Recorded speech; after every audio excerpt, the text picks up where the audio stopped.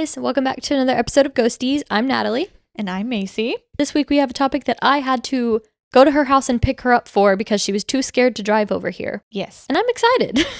I'm very excited. I'm scared. If you can't tell by the title of this video, we are talking about Skinwalkers. Dun, dun, dun. And this is probably something we'll only talk about once, only because we'll get into it, but you shouldn't really say their name very often. And I'm going to try not to say their name too much just because I'm scared. And I know nothing. I know what I've seen on TikTok and stuff, so. Yeah. I mean, I know a little about it. I've known about it for several years in small doses from other podcasts and YouTube channels that I watch, talking, and they'll tell stories like this. Not all of them kind of fit the mold, actually, but it has freaked me out. I haven't actually done like an in-depth deep dive into it because I was always a little like, maybe I shouldn't. Until now. It's for you. See, for you guys. I guess it's because we literally do this podcast, but I don't listen to paranormal podcast because I don't like to be freaked out. Yeah. This is my one little freak out of the week, 2 freakouts of the week if we do 2. I can't do more. I need lighthearted. Well, I do listen to like crime. Yeah. But that's different. It's a different kind of fear. Yes. Yes, I agree. I agree completely. I listen to both. So I don't know. I just feel like being scared, I guess. Because we're not native, I tried to find more articles and videos that talked about it from a native perspective. It was a little hard because this is just something that not a lot of Navajo or Dene people talk about. So I did what I could with the resources that I had. So we're going to take a shot at it. Yeah. But there is a lot that is just kept secret within like the tribe, especially this one. And because it's so like deeply embedded into their culture and their like context within their own like background and stuff. Yeah. It just is something that's really kept to them. And okay. So you got what you could. I got a good portion of my research actually from a YouTuber called Clan Shadow Productions. Oh. So he is of like Navajo people, and he talks about some of his experiences and stuff doing work like against this kind of thing. So it was really interesting. So if you want to go check him out, it's really cool to see a perspective from someone who grew up like on the reservation and learning from the elders within the tribe. It was really interesting. So go ahead and check him out. I actually might watch that. I'll put the link to the channel down in the caption too. Before we get started, we wanted to announce our giveaway. Woo! On the day this video goes live, which is Monday, April 8th, 2024, our giveaway will begin and it will remain open for 2 weeks. So you have 2 weeks to get it in and watch our video. Yeah, because some people don't watch immediately. They kind of give it some time. So I think 2 weeks is good. We'll give exact details at the end of this video. So stick around, learn how to enter. Without further ado, we'll get into it. This episode has a lot of good information. So it's a little bit information heavy, but there are a few good stories that I tried to sprinkle in. So I'm excited. Our tea this week is Bigelow tea. Once again, English breakfast tea. Whoop, it smells good. So let's go.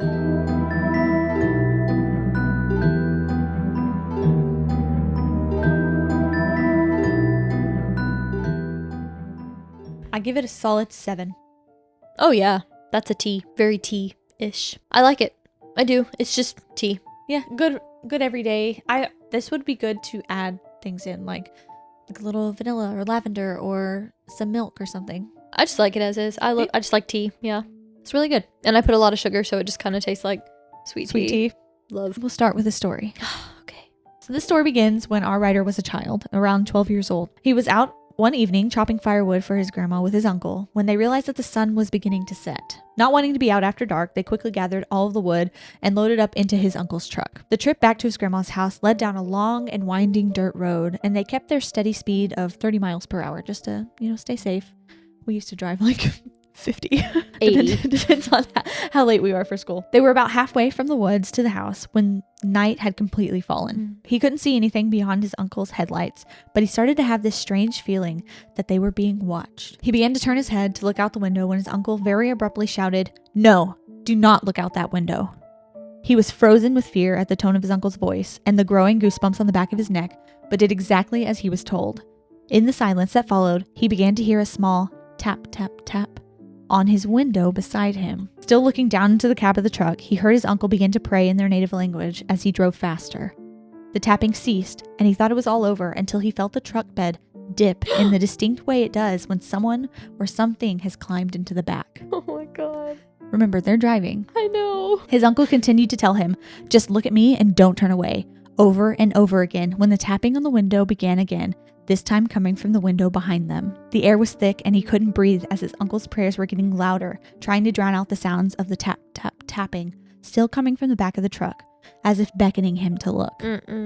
This lasted for at least another 2 minutes when he felt the truck bed dip again, this time as if something had crawled out of the back. His uncle then stopped his praying and looked around the truck with relief. It was completely silent now, and his uncle turned to him and quietly said, "We will ask your father to do a prayer in the morning so the evil will forget our faces." Our rider curled up and just looked at the radio for the rest of the trip back to their grandma's house as his uncle whispered his prayers. Neither of them ever spoke of the incident again outside of the prayers and cleansing that they both received when they returned home. About 10 years later, he had a very vivid dream about that night and decided to call his uncle and talk about it. His uncle remembered the night in question and said that he didn't see any faces in the night, just eyes that lit up like brake lights on the road. His uncle claimed that it was watching him. Before hanging up the phone, he decided to try and play the whole thing off as a joke, trying not to take it too seriously and scare himself even more than he already was. He said with a chuckle, "Well, when it jumped into the bed of the truck, why didn't you just slam on the brakes?" There was complete silence on the other end of the phone when his uncle paused and said very seriously, "Because it wasn't alone." What? What do you mean? Exactly what I said. You know that Jennifer Lawrence? What do you mean? Yeah. What do you mean? This one really creeped me out. That was it? That's the end? That's the end of that story, yeah. It wasn't alone. What? Skinwalker. I don't even know what it is. We'll get into it. Oh. Regardless, it was tapping on its window I at don't like it. speeds of over 30 miles per hour. Horrifying. Okay, I'm going to take us out of it real quick because I'm not going to lie. I couldn't envision anything scary because I don't know what it looks like. I was envisioning the monsters on Scooby-Doo. Okay. The live-action Scooby-Doo. Oh, God. Arguably one of the best movies ever. Very good. That's what I was envisioning. So, like, I'm scared, but I was kind of thinking, like, those little things. Well, they don't look like that. Oh, well, all those people on TikTok say, which I know TikTok is not a reliable source, but they're all like, if you see something, no, you didn't. If you hear something, no, you didn't. Like, just keep walking, da-da-da-da-da. I think there are other things in Appalachia, in the Appalachian Mountains, that are different from what this is. Like mimics and stuff. That's what they talk about. Yeah. Still scary. Still I started scared, thinking about it yeah. while you were talking. It's a horrifying episode. I still envision that thing like backflipping away, and it scares me. You thought it was funny at first, but honestly, the No. more you sit with it, No. the worse it gets. If you haven't checked out our mimics episode, you should, because it was really, really creepy. That one got me. That one got me together. That one was scary. But okay, sorry. Continue because I'm intrigued. Okay, my next sentence is, what is an SW? Thank you. So Please we'll get do into it. elaborate. There are many legends, lore, and names around the world for beings resembling skinwalkers, but this particular term refers to a legend that originated from Navajo or Dene folklore. It is essentially a malevolent witch that uses a type of dark magic that gives it the ability to transform or shapeshift into an animal of its choice. Okay. The word in Navajo is Yinatloshi, which I found in many sources online that translate to something like, with it, he goes on all fours. Oh. So the skinwalker is someone who lives a double life, whose practice of this dark witchcraft is a total secret to those around them. There are many stories claiming that they do have a community, but it is very tight-knit, with its only members being other skinwalkers. They are the antithesis of Navajo values, and as I mentioned in the intro, the Navajo people do not usually discuss such things, thinking that it will bring bad luck and make the likelihood of being visited by one of these beings much higher. Oh, yeah.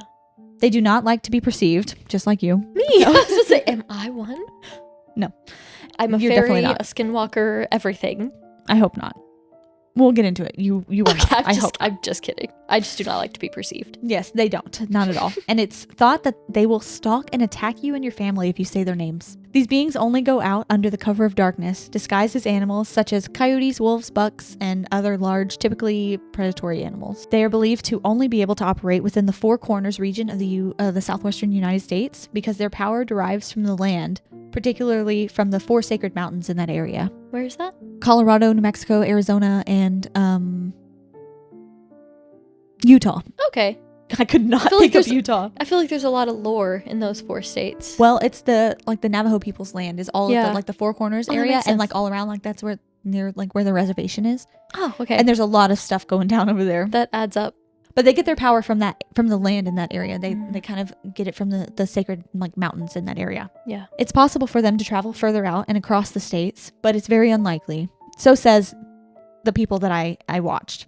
Perfect. That's why I'm not as scared We're to safe. to say it, but I mean, not necessarily. Like if they're super powerful, and that's the one you don't want to cross anyway. There's a lot of people on TikTok that talk about this and stuff, and they're fine. So I feel like Have as you long ever as we watched don't. a second video of these people? Yes. Okay. Yes. I've gone down the rabbit hole of people talking about things like this because it's like, what is that? And I just watch all their videos. Well, They're fine. if you come across something similar outside of this Four Corners area, the Navajo land, it's probably not a skinwalker. It could just be another being or shapeshifter or mimic from another culture or legend or something from that land. Because there are shapeshifters and mimics and things all over. That's interesting. Yes. Because it's terrifying to me. there's one in every culture that's scary. Well, It not makes in it more every culture, but yeah. but it just makes it more valid. That it's like in There's all something these like different it. places. Yeah. Yes. It's talked about from all lands. Mm-hmm. The story of their origins differs depending on who you talk to. I found 2 stories, one written in several articles and another told by someone in the Navajo Nation. I'll tell you both, but we'll start with the story from Sean Clan Shadow Productions. Okay. So, hundreds of years ago, the medicinal people of the tribe would have to travel to the 4 sacred mountains of the Navajo land in the Four Corners, where they reside today. They needed to travel quickly in order to do a particular ceremony necessary for their practices. The medicine men were and are wise healers of the people. They help protect and do good for the Navajo. The medicine men were taught how to shapeshift by spiritual people, and they used those powers to traverse the land quickly in order to continue helping their people. Okay. Learning this skill, however, was extremely difficult and took years to learn and master all of the songs and ceremonies that it took to make the transformations happen. There were several medicine men who decided that taking the time to learn this skill was too much and were looking for an easier way. Evil and darkness heard their prayers for the easy way, and they gladly approached. The darkness told them of a way that would be much quicker, but of course the power was not free. Mm-hmm. There are certain steps and dark ceremonies that need to be performed in order to shapeshift as a skinwalker does. These people took the easy way and used their powers not for the good of the people, but selfishly to advance themselves in money, power, and convenience. Always happens that way. The other story that I heard was very similar to this, but with a slight twist. Rather than learning to shapeshift in this way for convenience and taking the easy way out, skinwalkers learned this dark magic in order to initially help their tribe. So this story said that they were trying to do good in doing bad. When the Navajo were forced out of the Four Corners area by the settlers, like many Native American tribes, they suffered greatly. The shamans and medicine men who turned to darkness to learn the shapeshifting powers did so to fight back and help their tribe survive. They were eventually allowed to move back to their sacred land, and those who learned these new powers of dark witchcraft were supposed to give up the practice. But the allure of the dark magic was too great, and they continued on in secret, passing down their learned trade to individuals looking for darkness. Ooh. Those who dabble in this kind of darkness are only looking to harm and cause misfortune upon others inside and outside of the community. There's always bad people, no matter where. Oh yeah. I have another story. Ooh. I love the stories. That's like my favorite. I like to learn, but I like being like Me too. locked I in. love the stories, but the stories need context. Yes. I'm ready. So you have to learn all this stuff to really thoroughly be frightened. Yes, I'm listening. In 2021, a couple of friends were rooming together in a small farmhouse in a small desert town in New Mexico. So, in the area. I'll never go there to any of those states. I don't think I've They're been to just any of crossed off. them. Yep, they're done. I wanted to go to Colorado though. Colorado, I love Colorado. I know you've been. I've never been. It's beautiful. I know. Not going anymore. You still should. We Eh. just won't talk about it when we get there. Both girls were working a lot and just enjoying their lives. She mentions that anytime her friend and roommate was out of the house, be it working or hanging out with friends or whatever, she always left her door open. And when she'd return home and decided to turn in for the night, she would close her bedroom door and keep it closed for the rest of the night. Keep that in mind. So one night, while her friend was working late, she fell asleep on the couch when she was woken up by the sound of her friend's voice calling to her from outside of the front door. Her friend was saying that she needed help and sounded completely terrified. So she jumped up and began making her way toward the door to help. She thought maybe she had forgotten her key and was scared to be outside in the dark all alone, because it was really late, like middle of the night. Mm-hmm. As she got closer to the door, something inside of her told her to look back at her roommate's door. Oh no. She peeked over her shoulder and her heart dropped. Her roommate's door, which had been open when she fell asleep since she was out at work, was now firmly closed. She raced out of the living room, ignoring the continued pleas for help coming from the front door, ran to her bedroom and covered herself up from head to toe until she was finally calm enough to drift back to sleep. The next day, while talking to her roommate, she was told that her roommate came home and shut herself in the room all night, not hearing any of what had gone on. It's such a fear of mine. And we talked about that with like black-eyed children. Mm-hmm. Someone being at your door, first of all, no matter who it is. Your friend or a loved one's voice that you know, like fearful, It is so dark and I'm devious. I'm sick. It is so dark and twisted and devious to use something like that. I just don't even know what I would do. Because, like, if I heard your voice, I'd instinctively be like, something's wrong. Yeah. But she said something within her, like, yes.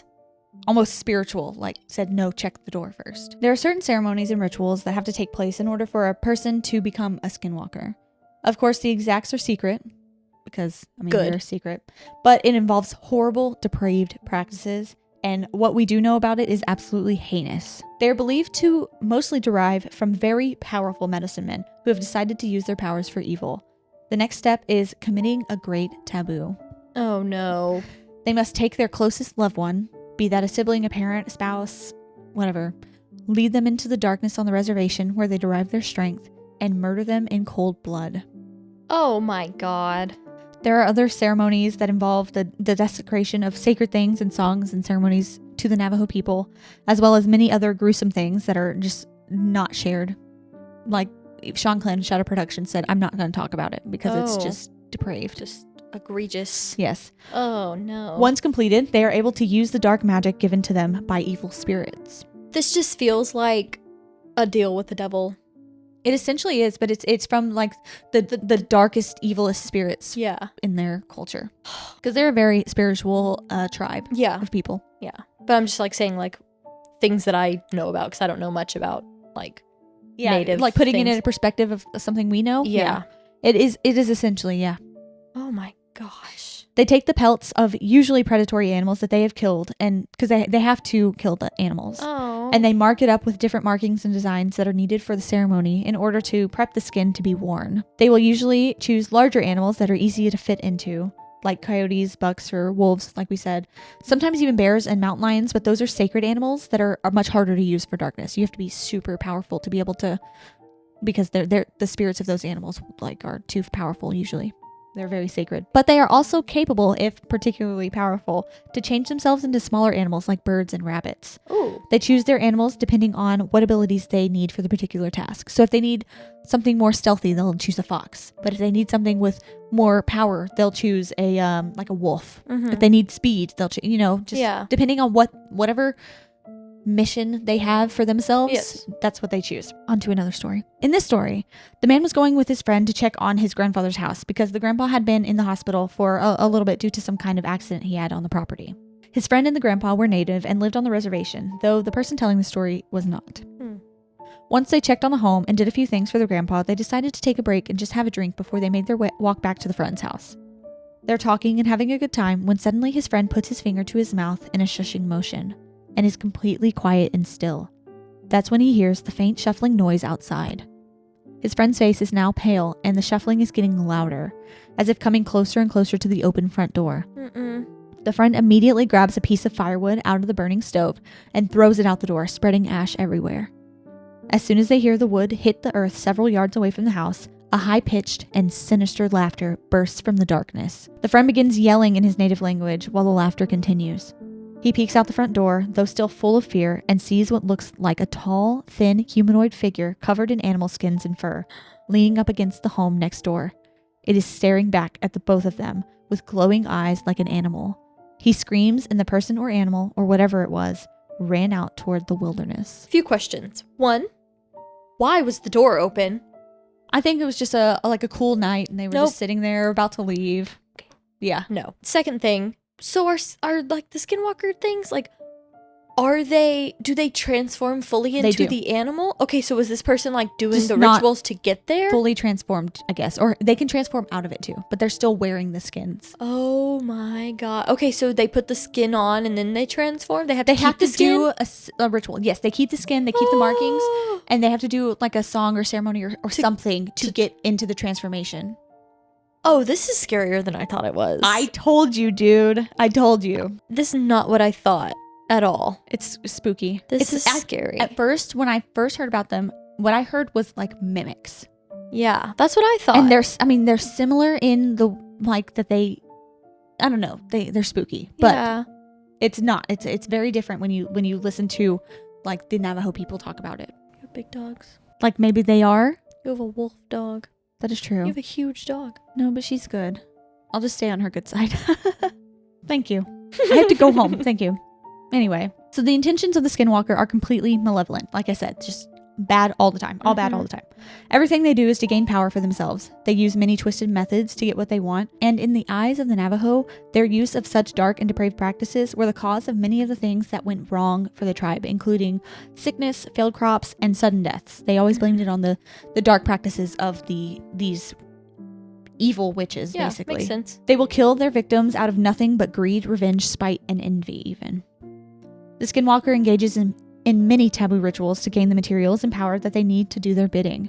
They are grave robbers who steal not only riches buried with the dead, but also parts of the body, be it bone or flesh, to grind up into powders that they use. They will use these powders as a way to paralyze their victims or cause them to become ill. They will also break the bones up into small splinters that they can shoot like blow darts to inflict pain and illness on a person and their families. Oh. So they like they're so small and tiny, they get embedded in your skin and just wreak havoc on your life and your family. Oh, that's horrifying. They will use this ability to get you sick and will participate in something called fee splitting.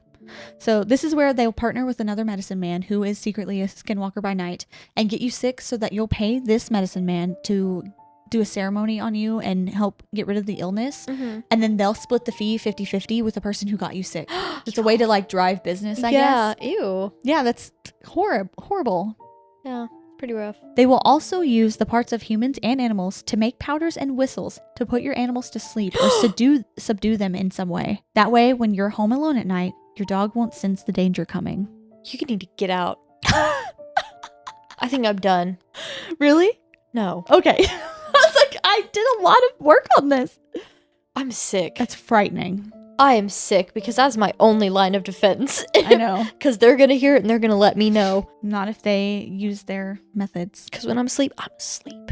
Well, you won't know that they're near until you hear tapping and knocking on the windows and walls of your home, and even scraping and footsteps on the roof. There's going to be like a hailstorm or something soon, and I'm going to be losing it. Just like little taps. Beyond hearing the presence of a Skinwalker when it's right upon your house or car door, shh. They will even mimic the sounds of animals and your voice or the voice of those you love to lure you out into the darkness. Oh, my stomach just dropped. I know, mine too. My stomach just dropped. Like, I'm really down scared. Low. I'm like smiling and laughing because I don't know what else to do with myself. Because you already read all of it. Okay. And I'm still scared. Just like the sleeping thing, car door. Yeah, I know. You just feel vulnerable. The car is my sacred place. I don't like having to go places. I don't like having obligations.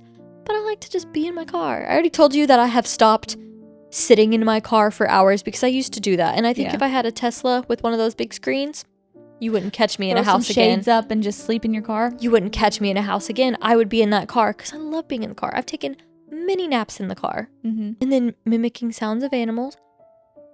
I am known to want to find strays because I'm like, oh, I'm going to keep this one. You'll know when one is upon you when you smell the scent of death around you and see their red glowing animal eyes. They can often be seen peering through your windows at night.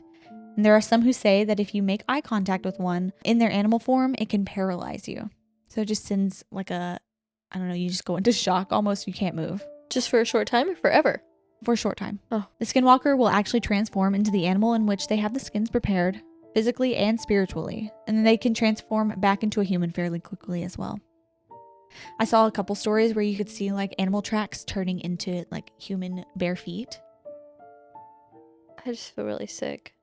You cannot outrun or even in some cases outdrive a Skinwalker because of their incredible speeds. They can run super fast. They've been known to keep up with cars on back roads of the reservation at night.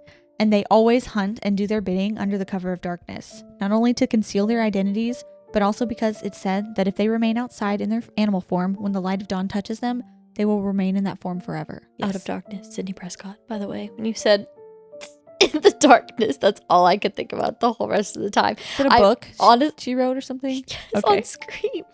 I'm sorry. I have been trying to cope over here. So you're going to your comfort movie even within your brain? Yes. When they're not hunting for their next victim or feeding off of the fear they cause in communities, they will gather in the night together to perform dark ceremonies and rituals that include sacrifice and other twisted and sickening acts. They're just truly heinous beings. I feel really sick to my stomach right now. I like when we do scary episodes like this. You do? Yeah. Oh, I know. You like the fear factor. I like to be scared, but like not when you leave. Yeah, That's I don't like leaving as well. I'll play Animal Crossing when you leave. That's a good calming thing. Yeah. But that also is full of animals. But they're good animals. Imagine like Blue Bear. Blue Bear just transforms. My God, person. it's my nightmare. You're gonna have a dream about that. Okay, I have another story for you. This story is of a girl and her sister who lived in the Navajo Nation. They were in high school at the time and were up late telling each other stories about skinwalkers. You know, as you do in young grades. Tales that they had heard from family and friends who also live on the reservation. They were rightfully spooked and decided it was time to head off to sleep. She slowly drifted off to sleep when her dream suddenly turned to darkness. She was unable to open her eyes, but could hear everything that was going on around her. She could hear the sounds of quick and heavy feet racing up to her bedroom window. Like up the side of the house? No, on the ground, racing toward. I don't know why I was like, it's running up the side of the building. That's even more scary. It's just Spider-Man. Okay. I'm trying to cope. As they got closer and closer, the noise began to get louder and louder when it abruptly ended with a banging against her window. The sounds of running feet started up again as if it were running back away from the house toward the wilderness. When the sounds were no longer audible, she was fully awake and her whole body was in a state of panic and uncontrollable shivers. She lay there awake for a while, still scared, and was eventually able to drift back into an uneasy sleep. The next morning, she immediately went to her sister to discuss what had happened. Her sister had experienced the same exact thing, and they never openly discussed the skinwalkers again. The only saving grace for me right now is that we don't live on or near the reservation. If we did, we would not be doing this. No. Just so you know. No. Absolutely not. And I don't think I will be traveling to any areas. I bet it's beautiful. I'm just going to look at pictures. I don't need to see Google Maps will do. Yep. It will. It will. So there are ways to protect yourself. Good. And the best way to protect yourself from these beings is to never speak of them out loud unless you're willing to risk a visit from one. So here we are. They will use your fear against you in order to gain control of you and the situation. Great. Regular bullets and weapons will not help you fight against one. And because they are using spiritual magic to shapeshift, the weapons will go right through them and do no damage. You can only use objects like blades and arrows that have been blessed and undergone certain ceremonies to affect something of this power. You can use ash from a fire that has been prayed over for protection as well. Oh, is that why that guy used that? The burning log, the ash? Yeah. Mm-hmm. So ash will work. If you are unfortunate enough to come across one of these beings, do not take any photos or trophies away from your experience. I feel like that's such a nowadays type of thing. People are scared. They're instantly like, oh my God, look at that horrendous thing. No, I hate that. Wouldn't be me. The evil can follow you through the item, and you may bring sickness and despair upon your family and yourself. If you are stricken by one of these beings, the only surefire way to rid yourself of the evil brought upon you is to visit a powerful Navajo shaman or medicine man who can perform the necessary ceremonies to get rid of you, the evil. How do you even know who to trust at that point? That's what's scary about them too. That's why you don't need to be messing with this stuff. We shouldn't even be talking about this right now. No, but we already have. These medicine men will be able to turn their curse and evil back upon them and kind of sometimes get rid of them. Yeah. Which I have a story about that. And it comes from Sean Clint Shadow Productions. And I won't do the whole story. I'll just kind of give a brief overview. And that's what I'll do. I'll link this particular video in the caption so you can go look at it if you're interested. Yeah. And I suggest you do. It's really, really interesting stuff. I'm probably going to. So he was out one night with a couple of medicine men to investigate a small shack that nobody would go near. And one of his brother is one of these powerful men, like guardians of Navajo. Cool. He said you could just sense the evil emanating from it. Nobody would go inside or near it. They just all avoided it. Mm-hmm. He stood outside on watch as the two he came with went inside to check it out. They found 3 suitcases, and one of them contained artifacts and seemingly a curse that was extremely terrifying to hear him describe. The 3rd suitcase they looked through contained the skins of a skinwalker, like the hide. Yeah. It was the hide of a buck and 2 antlers that were all marked up. There were 4 droplets of blood on the antlers, indicating that the beast that owned these skins had killed 4 people during their transformation, like while they were transformed. He was still standing outside, and he began to feel the presence of people around, almost stalking the place just out of sight. They gathered the regalia and started a fire whilst the brother, one of the most powerful shamans or guardians of the tribe, performed a cleansing ceremony of sorts to call upon the spirits of the buck that had been killed to use the skins. Because that's one of the most powerful ones, right? No, it's the bear and the bear and the mountain lion. I think. Oh, okay. They see 2 shadowy figures creeping at the edge of the light that begin whistling and shouting while the ceremony continued. That's another thing, whistling in the dark too. As if preparing for attack, their shouting grew louder, and that is when the ceremony was complete and the regalia was burned completely. The figures, realizing what was happening, turned and ran back out into the trees, and the spirit of the buck was released from the skins at the end of the ceremony, and then they heard screaming from the direction in which the two people had run, where they'd seen them escape. So what do they think happened? The spirit of the buck turned on them for killing Revenge. him. Yeah, as revenge. Good. He said that usually they're pretty mad Heck yeah. for being killed and used in this way. Heck yeah. So the spirits will come out and kind of get their revenge and turn back on them. Nice. What they've done to it. Nice. Little Harry Potter moment with the buck. That's what I envision. Or it's a doe, right? Yeah. Yeah. Like a Patronus. Yeah, I'm bit, envisioning it being blue. Yeah. But I like that. I picture it more as smoke because it's from the fire. True. I don't know. That's what I had envisioned. I've never seen a ceremony like this. So No, and I don't want to. No, not Mine's really, just no. From Harry Potter. I imagine that it's blue. Now, I would be remiss if I did not mention the infamous Skinwalker Ranch in an episode about skinwalkers. And do you know what that is? Have you heard of it? No? No. Okay. I want to do an entire episode on this strange occurrences of Skinwalker Ranch, so we'll kind of briefly go over it and why it's got its name, but put a pin in this because we're going to do an episode on this because it gets weird. Let us know if you'd be interested in an episode on that because I deeply am and would like to dive into this more, and if that's not your thing, let us know and we'll do it I'll do it myself for my own thing. I'm interested, but also I feel like we should not talk about this. Well, about the ranch is different. Okay. Well then, fine. So there is a show on History Channel by the same name, and where they just investigate the 512-acre property in Utah. Oh, okay. So the property is about 400 miles north of the Navajo Nation. So it's strange to be named after something that is specifically within the bounds of the Navajo land. Yeah. But it has had several owners over the last 50 years that have all experienced completely unexplainable events like strange lights in the sky, electronics going haywire, ghostly activity, and most notoriously, the spotting of a creature that they dubbed a skinwalker. They have been actively documenting, researching, and investigating all of the strange occurrences for decades on this ranch. Even the U.S. government has been involved at one point. Well, I don't trust it now. No, just the fact that official, government body has been out to look into this kind of stuff. Okay. Because there's just so much going on here. Okay. It's so interesting. Okay. I'll geek out. Now, the first event happened back in the 90s when the ranch was called Sherman Ranch, named after the new owners of the property. Terry Sherman was out walking his dog around the ranch late in the evening when he came across a large wolf. This creature was much larger than any normal wolf, supposedly 3 times the size of a regular wolf. And which wolves are huge. Jinx. Yeah. I feel like, because I was one of those people, I didn't realize that they weren't just dog size. They're not just like a husky.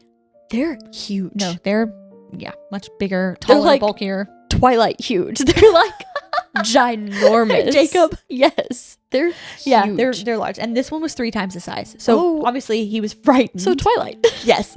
Oh my It's basically God. Twilight. The beast had glowing red eyes and stared at Sherman. Terry pulled his weapon and fired several shots in close range, but it was unfazed. Eventually, the creature turned and ran back into the wilderness, and Sherman and his dog raced back home. This isn't the only time that something like this has occurred on the ranch.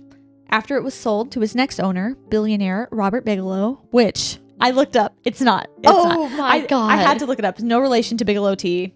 I was about to lose it. I know. I checked. It's like, this has come full circle. It has not meant actually. They began research on the land immediately, and they used top of the line for the time equipment and had many people helping with research from several different scientific disciplines. So it's not just a bunch of aliens, guys. It's like tinfoil hats out there in the field. Yeah. Okay. One of these people, Colm Kelleher, eventually wrote a book about his time out at the ranch titled Hunt for the Skinwalker. Oh. In this book, he described his encounter with a large creature similar to that of Terry Sherman's experience.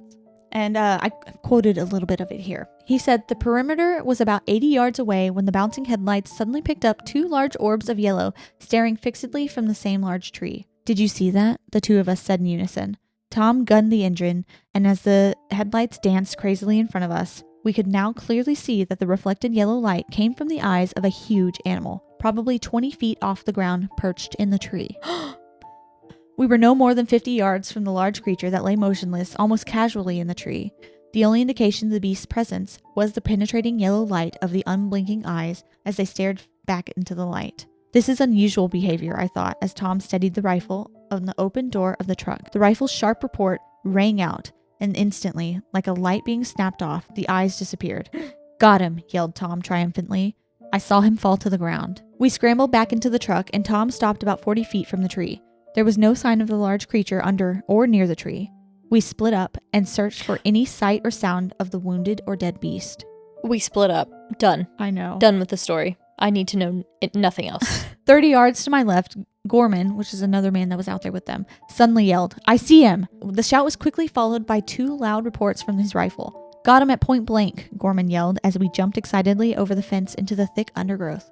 The snow crunched loudly underfoot as we stumbled around looking for some sign of it. But there was utter silence. He jumped back here when I hit him, Tom said as he scratched his head in puzzlement. I was no more than 40 feet away. We began quartering the area, looking at the snow for tracks. Something that big should have left an obvious trail in the snow, and there should have been blood. It was then that I saw it. A single, obvious oval track about 6 inches in diameter embedded deeply in the patch of snow. I yelled at the other 2, who came running. I shone the flashlight, and there it was. It looked unusual. A single large print in the snow with 2 sharp claws protruding from the rear of the mark, going a couple of inches deeper. It almost looked like a bird of prey, maybe a raptor print, but huge, and from the depth of the print, from a very heavy creature. Oh. This is just one of several encounters like this with large and unusual animal-like creatures that people have dubbed skinwalkers on this ranch. The theory for why there would be any of these beings that far from the Navajo land is that when the Navajo people were expelled from their lands, they partially blamed the Ute tribe for siding with the U.S. and for treating the Navajo people badly.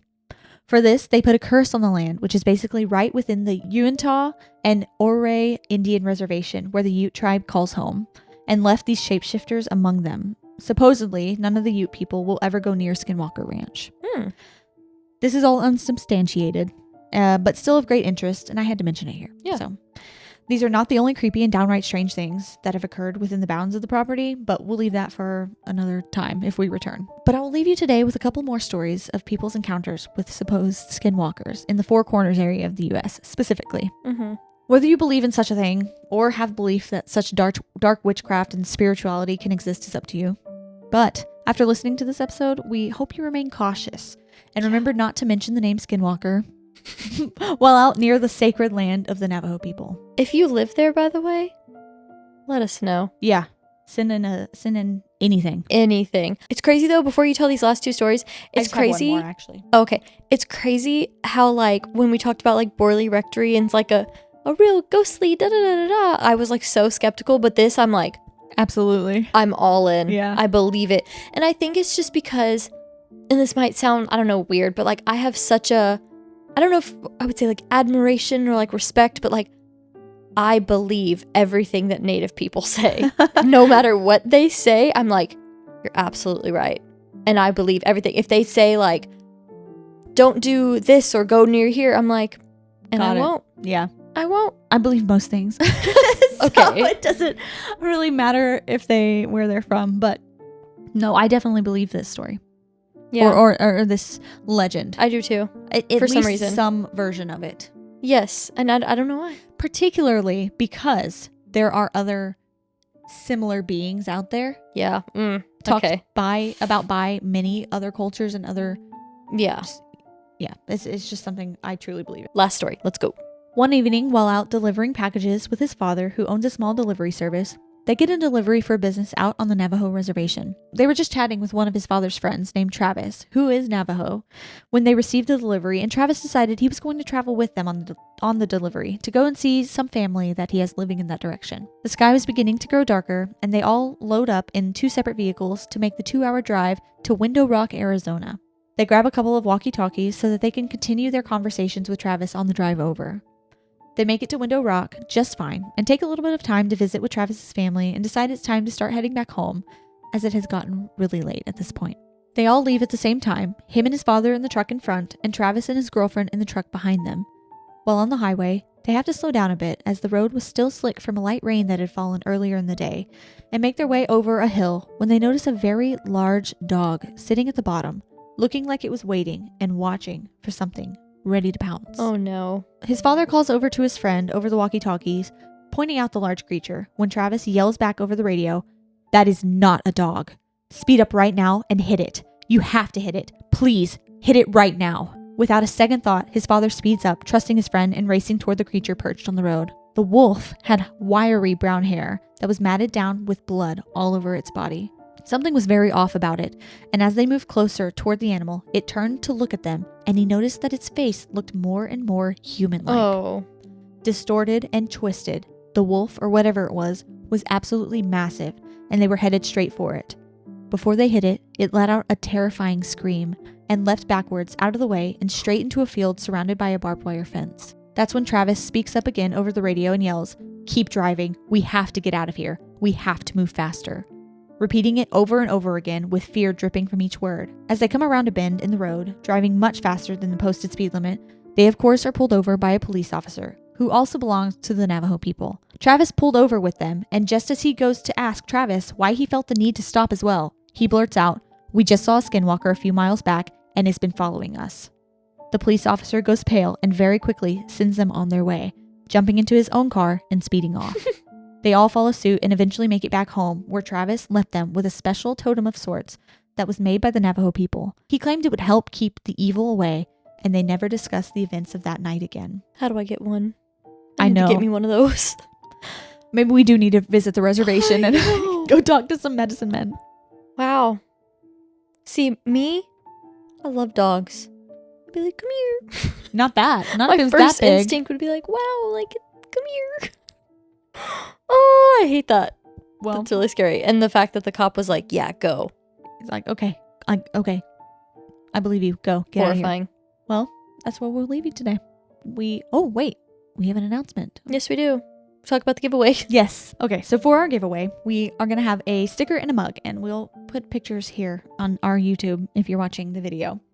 We don't have them in yet. They should be in like tomorrow. Ooh, I'm so excited. We'll put pictures here. To enter the giveaway, we're going to do it on Instagram. So after you are finished watching this video and you like and you're subscribed after all that, go over to our Instagram. It's at Ghosteas Pod. That's GHOSTEASPOD. And we'll have a post up when we publish this video. We'll put a post up that same day. Mm-hmm. Like the post, comment, tag your friends, whatever. Share it on your story. Share it on your story for an extra entry. Mm-hmm. We'll keep it up for 2 weeks. And on the second week, on that day, we will randomly pick a person and we will contact you via Instagram too. So yes, we'll DM only you. Instagram. And like, I know you have to be following us too. Yes, we're gonna only contact you through Instagram, not through a personal thing, only through like the Ghosties from Instagram. From our official Instagram. So like, I don't know, I hear people get scammed a lot with any type of giveaway. Yeah, every time I enter a giveaway, there's a bunch of people that commenting. Yeah, no, so it'll just be through there. And then after we get into contact with the person, we'll announce it and say who won, if they won it. But yeah, we'll put all of that in the Instagram post, all the rules and everything. And yeah, we'll let you know. After you finish this video, go ahead to our Instagram. That's at Ghosties Pod. Follow us, like the post, comment, tag your friends, share it on your story if you want an extra entry. Tag us in the story too so we can see it. And good luck. This is our first giveaway. It's so weird, but we hit 1,000 subs. So yeah, thanks again for 1,000 subscribers. That's so exciting. But anyway, this is where we'll leave you. So don't forget to rate and review if you're watching on podcast, and comment on YouTube if you're watching on YouTube after you have subscribed and liked this video. Okay. Let us know if you have any stories of skinwalkers or anything similar. Anything similar. If you have a creepy story you'd like to share with us, send it to our email at ghostespod@gmail.com and we'll share it on a future episode if you want us to. Either way, send it to us because we want to read it. But we're so excited to be going on this adventure with you guys, and we'll see you next Monday. Goodbye.